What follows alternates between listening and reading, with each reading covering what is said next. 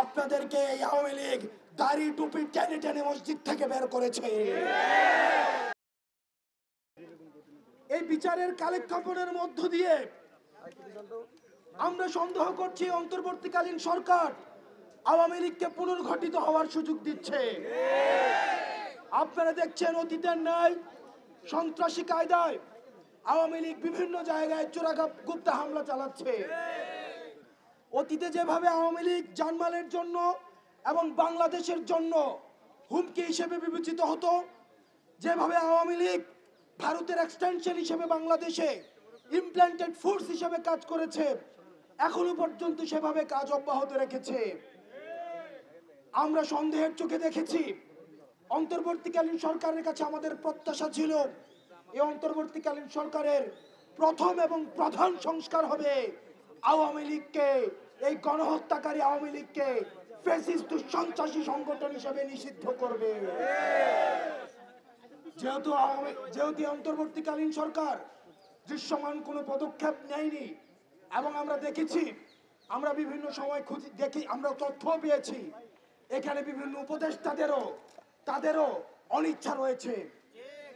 আমরা উপদেষ্টাদেরকে বলতে চাই, আপনারা ছাত্র নাগরিকের আপনারা রক্তের উপরে দাঁড়িয়ে উপদেষ্টা হয়েছেন।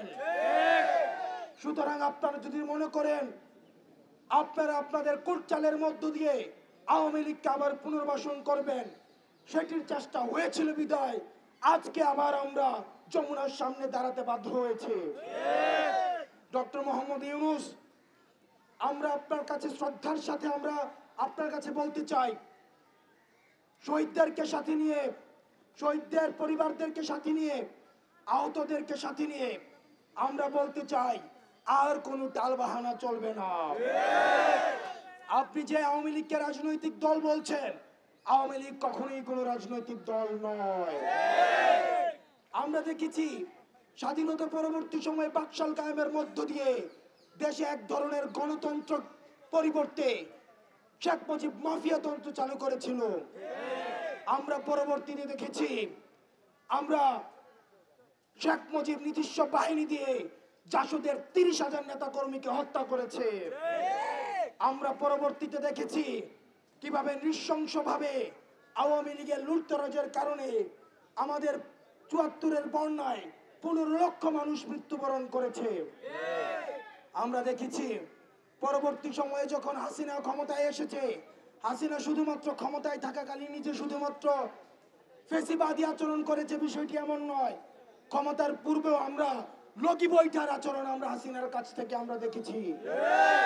লগি বৈঠা দিয়ে বাইতুল মুকাররমের সামনে পিটিয়ে পিটিয়ে মানুষ হত্যা করতে আমরা দেখেছি।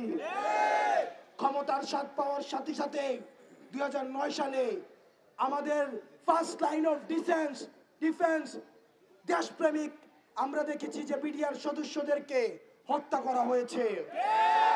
আমরা দেখেছি পরবর্তী সময়ে এই আওয়ামী লীগের হাতে রক্ত লেগে রয়েছে।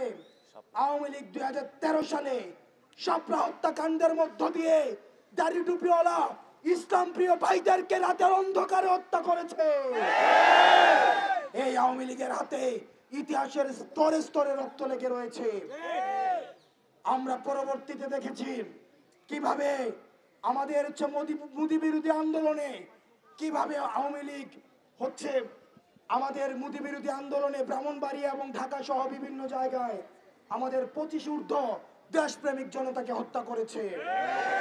প্রিয় সহযোদ্ধা, জুডিশিয়াল কিলিং এর মধ্য দিয়ে আমরা দেখেছি, জুডিশিয়াল কিলিং এর মধ্য দিয়েও আমাদের দেশে নাগরিকদেরকে হত্যা করা হয়েছে, আলেম উলামাদেরকে ফাঁসিতে ঝুলানো হয়েছে।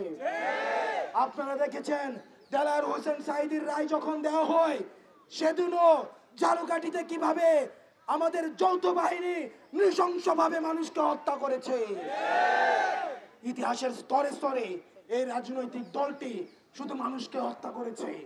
পরবর্তীতে আপনারা দেখেছেন 2024 সালে ছাত্র নাগরিকের উপরে ক্ষমতা টিকিয়ে রাখার জন্য কিভাবে হত্যা করেছে, মায়ের বুক খালি করেছে।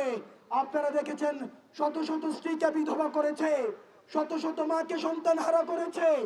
আমরা এই আওয়ামী লীগকে আপনি যদি রাজনৈতিক দল হিসেবে ডক্টর ইউনূস দেখেন, আমরা বাংলাদেশি যারা রয়েছি, আমরা বাংলাদেশ পন্থী যারা রয়েছি, আওয়ামী লীগকে রাজনৈতিক দল হিসেবে দেখি না। আপনি দেখেছেন এই রাজনৈতিক দল তথাকথিত আওয়ামী লীগ সন্ত্রাসপন্থী দলটি কিভাবে 3টি ইলেকশনকে, একটি ইলেকশন হয়েছে আনকন্টেস্টেড ইলেকশন, একটি ইলেকশন হয়েছে মিডনাইট ইলেকশন, পরবর্তী ইলেকশন হয়েছে আমি ভার্সেস ডামি ইলেকশন, ইলেকশনকে কিভাবে কুক্ষিগত করেছে, গণতন্ত্রকে কুক্ষিগত করেছে। এই আওয়ামী লীগকে যে রাজনৈতিক দল বলবে, আমরা তাকে বাংলাদেশপন্থী মনে করি না।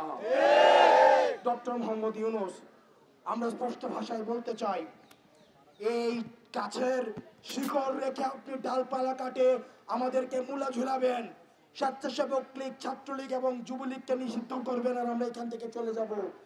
যতক্ষণ না পর্যন্ত আওয়ামী লীগকে, ফ্যাসিস্ট গণহত্যাকারী আওয়ামী লীগকে সন্ত্রাসী সংগঠন হিসেবে ঘোষণা দিয়ে নিবন্ধন বাতিল করে রাজনৈতিক কর্মসূচি নিষিদ্ধ করার মধ্য দিয়ে তাদেরকে নিষিদ্ধ করা হয় এবং বিচারিক প্রক্রিয়া সুস্পষ্ট রুটম্যাপ আমাদের সামনে উপস্থাপন করা হয়, ততক্ষণ পর্যন্ত আমরা এই রাজপথ ছাড়ব না।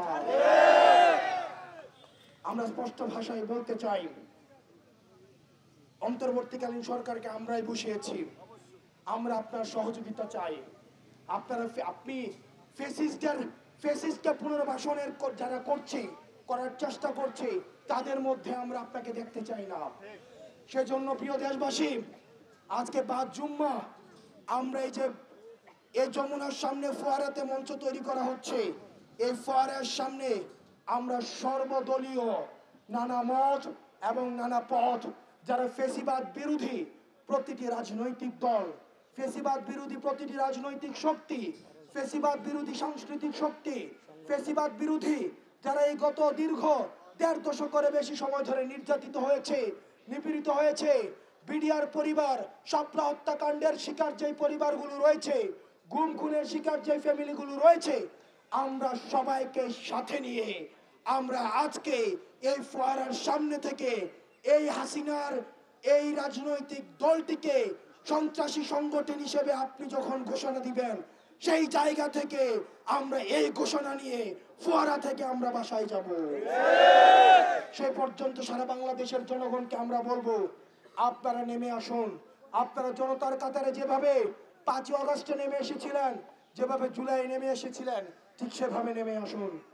আমরা 5 জুম্মা ঢাকা শহরের যতগুলো মসজিদ রয়েছে, ঢাকা শহরের যতগুলো মানুষ রয়েছে, আমরা মসজিদে মসজিদে আমাদের প্রত্যেকদের ইমামদের কাছে আমাদের আহ্বান থাকবে, আপনারা মসজিদে মসজিদে অ্যানাউন্স করবেন। আপনারা ভুলে যান না, আপনাদেরকে এই আওয়ামী লীগ দাড়ি টুপি টেনে টেনে মসজিদ থেকে বের করেছে। আপনার খুতবা পর্যন্ত গণভবন থেকে ঠিক করে দেওয়া হতো। প্রিয় সহযোদ্ধা, অন্যান্য যে ধর্মাবলম্বী ভাইয়েরা রয়েছেন, আমরা বাংলাদেশপন্থী প্রত্যেকটা নাগরিক সবাইকে আমরা আহ্বান জানাবো, আজকে 5 জুমা আমরা আজকে ফোয়ারার সামনে থেকে আমরা ইন্টারকন্টিনেন্টালে যে রাস্তা রয়েছে, যে রাস্তা বাংলা মোটর পর্যন্ত গিয়েছে, এই পুরো রাস্তা আমরা আজকে জনসমুদ্রে পরিণত করব।